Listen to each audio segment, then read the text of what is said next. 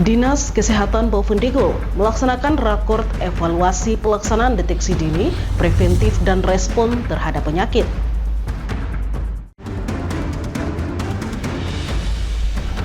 Penyakit malaria masih menjadi kasus tertinggi yang menjangkiti masyarakat di Kabupaten Bovendigul.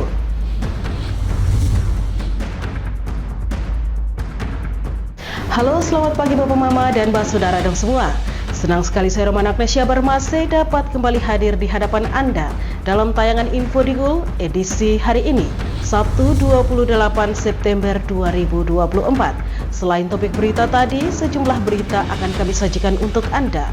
Dan inilah Infodigul selengkapnya.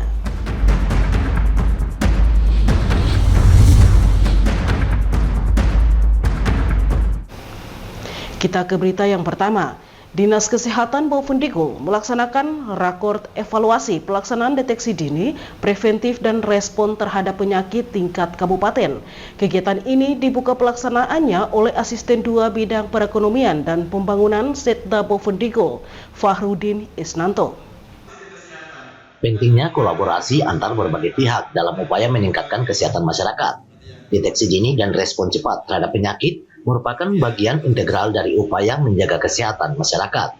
Melalui kegiatan ini, diharapkan menghasilkan strategi yang lebih efektif dalam menghadapi tantangan kesehatan. Dalam sambutannya saat membuka rakor kesehatan, Asisten 2 Bidang Perekonomian dan Pembangunan Setda Bovendigul, Fahrudin Isnanto mengatakan, kesehatan masyarakat adalah salah satu prioritas utama dalam pembangunan di suatu daerah. Untuk menghadapi tantangan kesehatan yang semakin kompleks, kolaborasi dan koordinasi antara instansi sangatlah penting, sehingga kegiatan ini merupakan langkah strategis untuk memperkuat sistem kesehatan dan meningkatkan kewaspadaan terhadap berbagai jenis penyakit. Adalah salah satu prioritas utama dalam pembangunan di suatu daerah. Dalam menghadapi tantangan kesehatan yang semakin kompleks, kolaborasi dan koordinasi antar instansi sangatlah penting. Oleh karena itu, kegiatan ini merupakan langkah strategis untuk memperkuat sistem kesehatan dan meningkatkan kewaspadaan kita terhadap berbagai macam penyakit. Fahrudin juga menambahkan, penyakit menular masih menjadi perhatian serius karena tingkat penularannya sangat tinggi, akan berkontribusi pada peningkatan mortalitas. Sedangkan penyakit tidak menular cenderung meningkatkan morbiditas dan menurunkan kualitas hidup seseorang. Diharapkan melalui koordinasi ini, program kesehatan dapat berjalan lebih optimal dan dampak positif bagi masyarakat. Kegiatan ini menjadi momentum penting dalam memperkuat sistem kesehatan di Bovendigul, serta menegaskan komitmen pemerintah daerah untuk meningkatkan kualitas layanan kesehatan bagi seluruh masyarakat. Tim Liputan, Digul TV, Dedi mengabarkan. Sementara itu, Saudara, rapat koordinasi dan evaluasi pelaksanaan deteksi dini, preventif dan respon penyakit tingkat kabupaten merupakan satu upaya untuk menggalang komitmen antar petugas kesehatan di wilayah kerja mereka. Kolaborasi antar petugas kesehatan sangat penting dilakukan untuk memastikan setiap langkah dalam penanganan kesehatan bisa berjalan efektif, dengan komitmen bersama untuk memperkuat sistem kesehatan di tingkat lokal.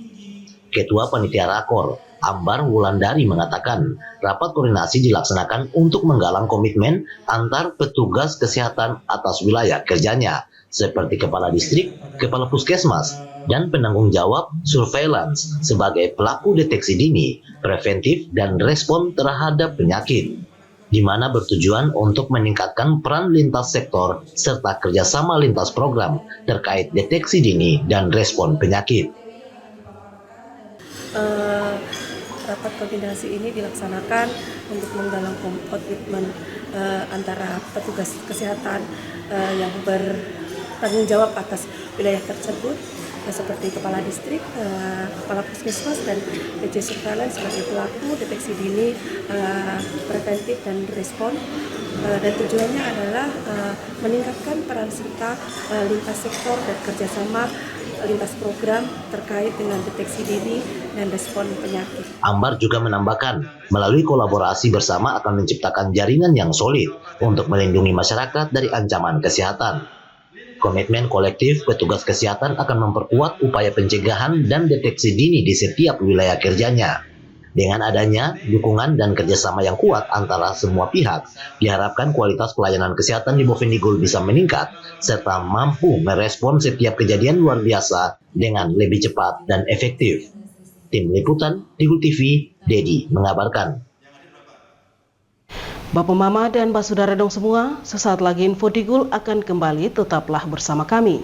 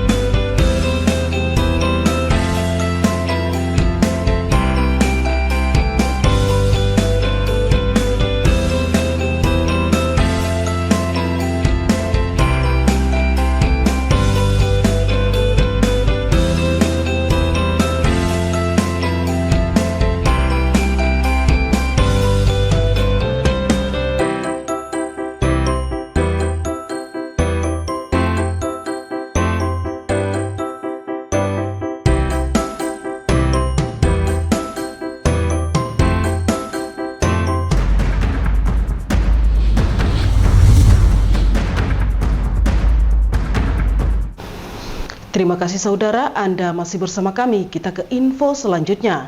Penyakit malaria masih menjadi kasus tertinggi yang menjangkiti masyarakat di Kabupaten Bovendigul. Faktor alam dan perilaku hidup disinyalir sebagai sumber penularan terbesar di kalangan masyarakat. Untuk penanganannya dibutuhkan perhatian serius dan kolaborasi yang solid dari berbagai pihak termasuk masyarakat.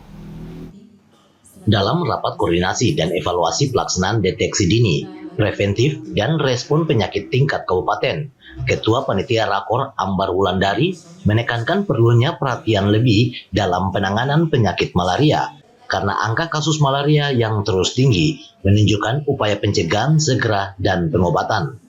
Dijelaskan, pihaknya sudah membangun koordinasi dengan Malaria Center untuk penanggulangan, pencegahan, serta pengendaliannya. Selain itu, Dinas Kesehatan sudah berupaya melatih kader untuk deteksi dini di setiap kampung. Tetapi kenyataan di lapangan penyakit tersebut masih sangat tinggi. Diakuinya hal ini karena faktor alam, perilaku hidup, serta masih banyak sumber penularan lain di masyarakat. Salah satunya seperti semak belukar.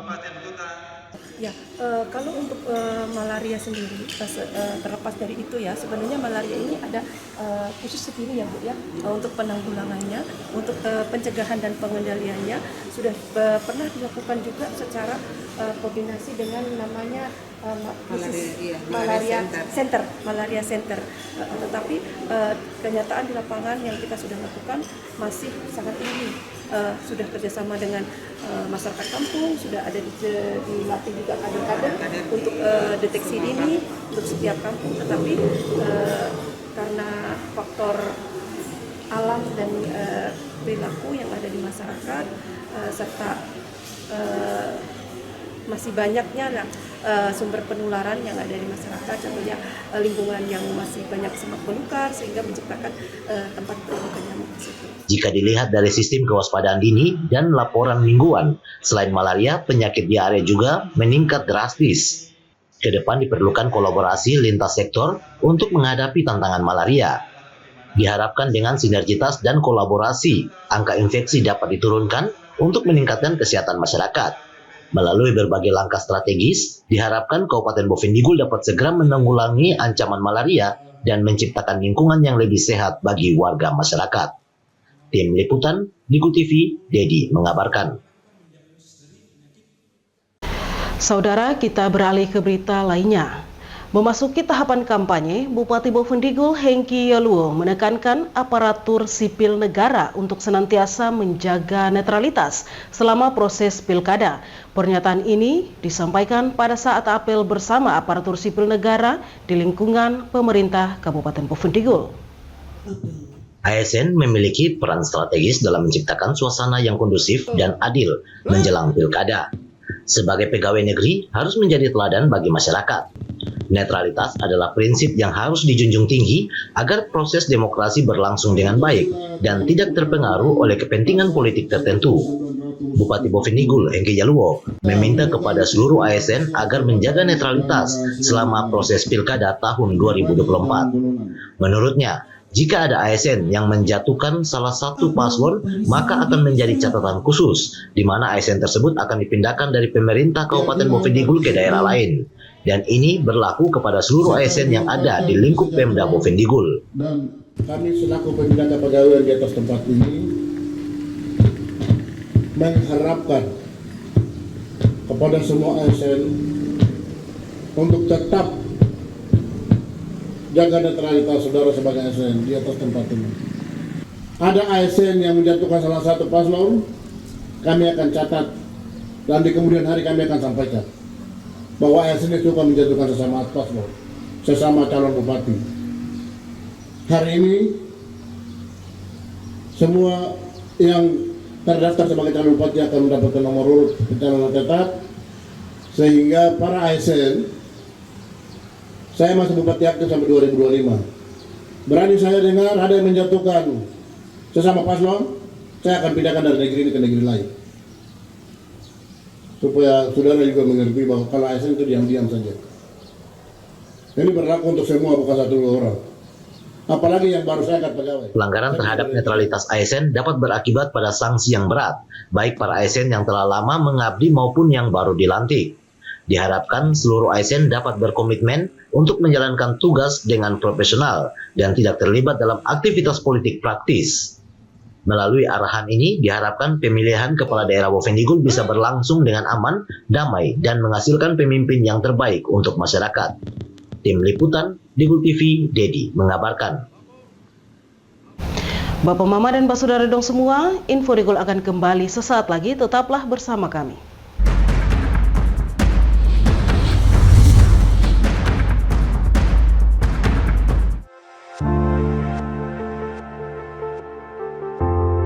Dunia terasa asing.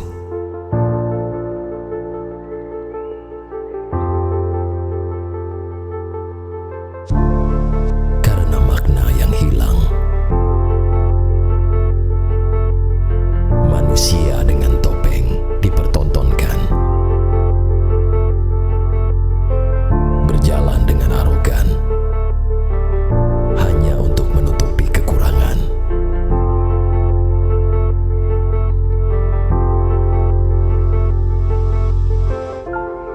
Hilang sudah jati diri sebenarnya.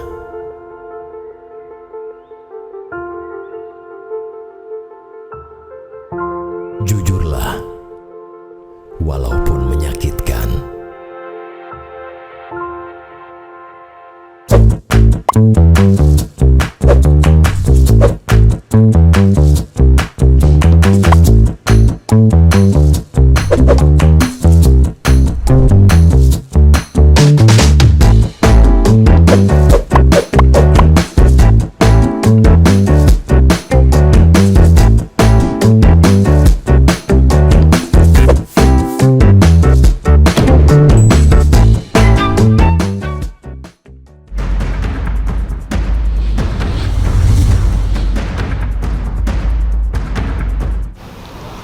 Terima kasih Bapak Mama, Anda masih bersama kami. Bupati Bovendigul Hengki Yaluo sebagai calon incumbent mengumumkan pelaksanaan cuti kampanye tanpa menggunakan anggaran negara. Keputusan ini diambil untuk memastikan transparansi yang tanggung jawab dalam proses kampanye. Bupati Bovendigul Hengki Yaluo selaku calon incumbent mengungkapkan selama tahapan kampanye dirinya akan melaksanakan cuti kampanye tanpa menggunakan anggaran negara. Hal ini untuk memastikan kampanye berjalan dengan transparan dan bertanggung jawab. Diakui Hengki Yaluo, dirinya telah mendapat izin untuk melaksanakan cuti kampanye, mulai dari tanggal 22 September hingga 23 November 2024. Pada 24 November, akan kembali aktif sebagai bupati hingga pergantian bupati baru. Cuti ini bertujuan untuk memisahkan tugas sebagai kepala daerah dan calon bupati, sehingga para ASN yang belum dilantik akan dilantik pada akhir Desember ataupun di awal bulan Januari. Saya hari ini tanggal 22 itu saya diizinkan negara untuk cuti kampanye di luar tanggungan negara sampai dengan tanggal 23 November 2024. Tanggal 24 saya aktif sebagai bupati sampai dengan pergantian bupati baru. Oleh karena itu Bapak Ibu yang belum sempat kami lantik hari ini, kami akan selesaikan di bulan Desember terakhir atau di Januari. Berdasarkan arahan dari Dirjen Otonomi Daerah, pelantikan pejabat baru akan ditunda hingga pelaksanaan pilkada.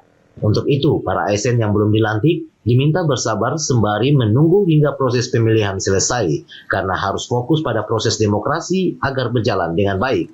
Dengan adanya cuti kampanye, Bupati Hengki berharap bisa mendengarkan aspirasi masyarakat dan memaparkan program-programnya secara jelas selama tahapan kampanye. Tim Liputan, Dubul TV, Dedi mengabarkan. Untuk seluruhnya, saya ambil